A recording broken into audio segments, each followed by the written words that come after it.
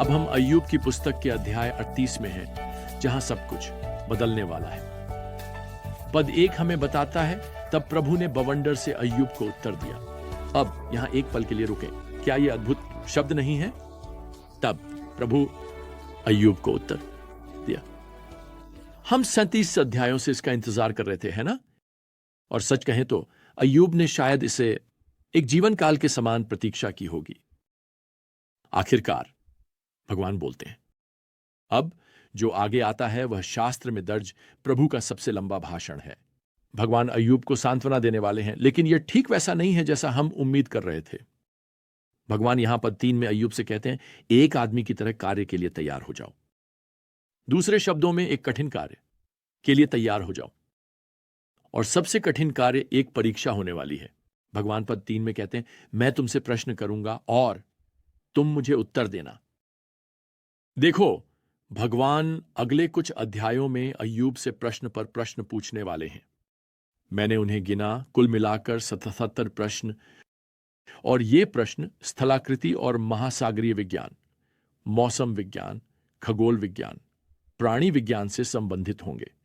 भगवान अय्यूब से महासागर की गहराई के ज्ञान, पृथ्वी के माप और नक्षत्रों के डिजाइन और गति के बारे में पूछने वाले हैं।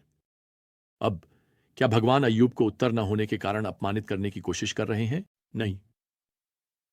भगवान अय्यूब में अपनी शक्ति और संप्रभुता को दिखाकर उसमें अधिक विश्वास और आस्था विकसित करने जा रहे हैं, जैसा कि उनकी रचनात्मक महिमा में प्रदर्शित होता है। और प्राकृतिक दुनिया की यह अद्भुत डिजाइन। लेकिन एक पल के लिए इसके बारे में सोचें। यहां अय्यूब बैठा है, वह तबाह है, बीमार है, और अंततः भगवान आते हैं और बोलते हैं। लेकिन आप जानते हैं, छोटे छोटे उत्तर और त्वरित समाधान देने के बजाय भगवान चाहते हैं कि अय्यूब बारिश, बादलों और तारों के बारे में सोचे। और मैं सोच रहा हूं यह किस प्रकार की सांत्वना लाएगा। खैर, मैं आपको बताता हूं। यह सृष्टि की यात्रा अय्यूब को अविश्वसनीय सांत्वना देगी, जैसे कि यह आज आपको भी देगी। भगवान की रचनात्मक शक्ति कोई धार्मिक सिद्धांत में एक छोटा सा वाक्य नहीं है।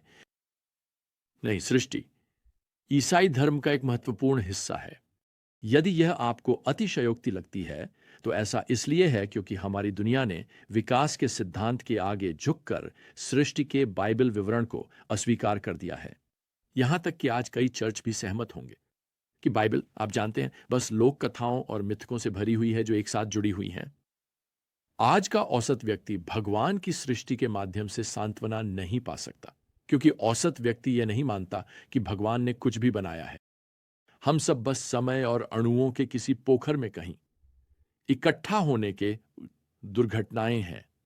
प्रिय, इसमें कोई आश्चर्य नहीं है कि शैतान ने सृष्टि की सच्चाई के खिलाफ इतने तीव्र हमले शुरू किए हैं।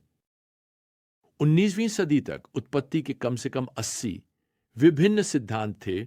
आज लगभग हर प्रमुख विश्व धर्म किसी न किसी रूप में विकासवाद को समायोजित करता है, और इसमें हिंदू धर्म और बौद्ध धर्म और ताओवाद और शिंटोवाद और एनिमिज्म शामिल हैं। यह यहूदी धर्म, रोमन कैथोलिक धर्म, इस्लाम और इंजील ईसाई धर्म में भी घुसपैठ कर चुका है। आज मुझे आपको कुछ बताने दें। यदि उत्पत्ति के सृष्टि के वर्णन को लोक कथा के रूप में खारिज किया जा सकता है क्योंकि यह विश्वास करने के लिए बहुत ही अद्भुत है, तो हम बाइबल में किसी और चीज पर कैसे या क्यों विश्वास करें? यदि सृष्टि का वर्णन असत्य है तो यीशु गलत थे जब उन्होंने मरकुस के सुसमाचार के अध्याय 10 में कहा, सृष्टि की शुरुआत से परमेश्वर ने उन्हें पुरुष बनाया, महिला।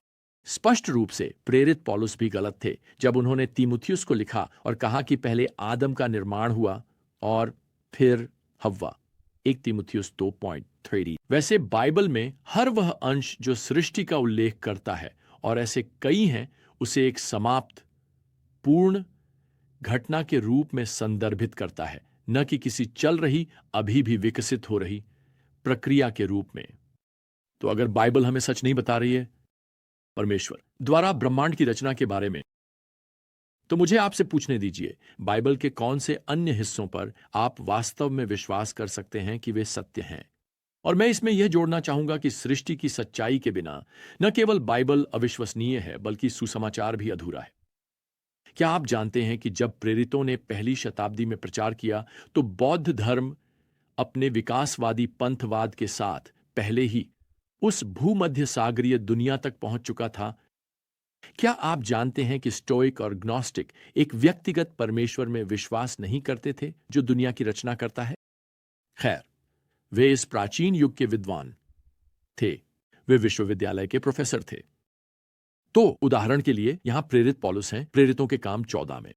वह अपने समय के विद्वानों को उपदेश दे रहे हैं। यहां वह उन्हें क्या कहते हैं? हम आपको शुभ समाचार लाते हैं कि आप इन व्यर्थ चीजों से एक जीवित की ओर मुड़ें। परमेश्वर जिसने आकाश और पृथ्वी और समुद्र और उनमें जो कुछ है उसे बनाया। परमेश्वर ने उन्हें कैसे बनाया? खैर, बाइबल हमें भजन संहिता 33 पद 9 में बताती है, उसने कहा और वह हो गया। उत्पत्ति अध्याय 1, उसने कहा प्रकाश हो और प्रकाश हो गया। परमेश्वर ने बस ब्रह्मांड को अस्तित्व में बोल दिया। मुझे वह तरीका पसंद है जिस तरह से जॉन वेस्ली ने इसे रखा, जो मेथोडिज्म के संस्थापक थे। उन्होंने कहा परमेश्वर ने ब्रह्मांड की रचना की और आधा भी प्रयास नहीं किया। हाँ हाँ हाँ। खैर, मेरे लिए आश्चर्य यह नहीं है कि परमेश्वर ने चमत्कारिक रूप से ब्रह्मांड को 6 दिनों में बनाया। यह एक चमत्कार है कि उन्होंने इसे करने में 6 दिन ले। वह इसे एक ही बार में कर सकते थे। और यह कोई आश्चर्य की बात नहीं है कि शैतान सृष्टि के संबंध में परमेश्वर के वचन पर हमला करेगा, क्योंकि बिना सृष्टि के शास्त्र की विश्वसनीयता टूट जाती है और सुसमाचार शक्तिहीन हो जाता है। मुझे यह जोड़ने दें, बिना परमेश्वर की शक्ति और सृष्टि पर नियंत्रण की सच्चाई के आप एक विश्वासी के रूप में, मैं एक विश्वासी के रूप में बिना सांत्वना के थे। देखिए, यहां एक व्यक्ति है जिसका नाम अय्यूब है, जिसने सब कुछ खो दिया है। और परमेश्वर उसके लिए क्या करेंगे? वह उसके पास आएंगे और कहेंगे, अय्यूब, मुझे तुम्हें दिखाने दो कि मैंने क्या बनाया है। मुझे तुम्हें सृष्टि के क्रम की सैर करानी है, आकाश से लेकर पृथ्वी तक, महासागरों और जानवरों तक। आप देखिए, परमेश्वर जानते हैं कि सृष्टि की भव्यता का प्रदर्शन और वर्णन इस दुखी व्यक्ति के दिल को शांत करने में मदद करेगा। क्या आप जानना चाहते हैं कि जब आप पीड़ित होते हैं तो सृष्टि की सैर अभी भी परमेश्वर की ओर से आपको दी जाने वाली सबसे सांत्वनादायक चीजों में से एक क्यों है? ठीक है, आइए आज के अध्ययन के लिए उत्तर को 3 अंतिम सिद्धांतों में प्रस्तुत करें। जैसे ही हम इस सैर को शुरू करने के लिए तैयार होते हैं जो परमेश्वर अय्यूब को दे रहे हैं। पहला, यदि परमेश्वर ब्रह्मांड को बनाने के लिए पर्याप्त शक्तिशाली हैं, तो वह ब्रह्मांड को नियंत्रित करने के लिए भी पर्याप्त शक्तिशाली हैं। देखिए, अय्यूब ने उस आग के बारे में सोचा होगा जो स्वर्ग से गिरी और उसकी भेड़ों और उनके देखभाल करने वाले चरवाहों को मार डाला। वह उस अप्रत्याशित बवंडर के बारे में सोचने वाला है जिसने एक घर को गिरा दिया और उसके 10 बच्चों की जान ले ली। जो परमेश्वर बनाते हैं, परमेश्वर नियंत्रित करते हैं। दूसरा, यदि परमेश्वर हमें बनाने के लिए पर्याप्त शक्तिशाली हैं, तो वह हमें निर्देशित करने के लिए भी पर्याप्त शक्तिशाली हैं। हमारे जीवन में जो घटनाएं होती हैं वे दुर्घटनाएं नहीं हैं, वे परमेश्वर द्वारा निर्धारित नियुक्तियां हैं। इसलिए भले ही परमेश्वर स्वयं को स्पष्ट नहीं करते, हम जानते हैं कि वह इतना शक्तिशाली है कि गलती नहीं कर सकता। वह इतना बुद्धिमान है कि कोई गलती नहीं कर सकता। सुनिए कि कैसे भजनकार दाऊद सृष्टि को सांत्वना से जोड़ते हैं। वह भजन 8 और पद 3 में इन शक्तिशाली शब्दों को कहते हैं, जब मैं आपके आकाशों को देखता हूं, आपकी उंगलियों के कार्य, चंद्रमा और तारे जिन्हें आपने स्थान पर रखा है, मनुष्य क्या है कि आप उसकी सुधि लेते हैं? वाह! हमारा शक्तिशाली सृष्टिकर्ता परमेश्वर सावधान है। वे हमारी परवाह करते हैं। तीसरा, यदि परमेश्वर पृथ्वी पर हमारे घर को बनाने के लिए पर्याप्त शक्तिशाली हैं, तो वह हमारे भविष्य के घर को बनाने के लिए भी पर्याप्त शक्तिशाली हैं, स्वर्ग में। और इस बीच जब परमेश्वर अय्यूब को सांत्वना देना शुरू करते हैं तो हम खोजने जा रहे हैं। पृथ्वी पर पीड़ा का समाधान कोई त्वरित उत्तर नहीं है। यह कोई त्वरित छोटी व्याख्या नहीं है। यह कोई प्रस्ताव नहीं है। यह एक व्यक्ति है? उत्तर हमारे शक्तिशाली सृष्टिकर्ता परमेश्वर हैं। सुनिए, जैसा कि प्रेरित पतरस यह लिखते हैं, इसलिए जो लोग परमेश्वर की इच्छा के अनुसार पीड़ित होते हैं, वे अपनी आत्माओं को एक विश्वासी सृष्टिकर्ता को सौंप दें। 1 पतरस 4:19। आप देखिए, जब हम पीड़ित होते हैं तो हमारी आशा इस सत्य में बंधी होती है कि हम परमेश्वर के वचन पर विश्वास कर सकते हैं। हम परमेश्वर पर विश्वास कर सकते हैं। क्यों? क्योंकि वह हमारे सृष्टिकर्ता परमेश्वर हैं। खैर, हमारे अगले सत्र में हम सृष्टि की इस यात्रा को शुरू करेंगे और उन 77 प्रश्नों में से कुछ का उत्तर देंगे जो परमेश्वर ने अय्यूब से पूछे थे। तब तक प्रियजनों, प्रभु यीशु मसीह की कृपा और परमेश्वर का प्रेम और पवित्र आत्मा की संगति आप सभी के साथ हो।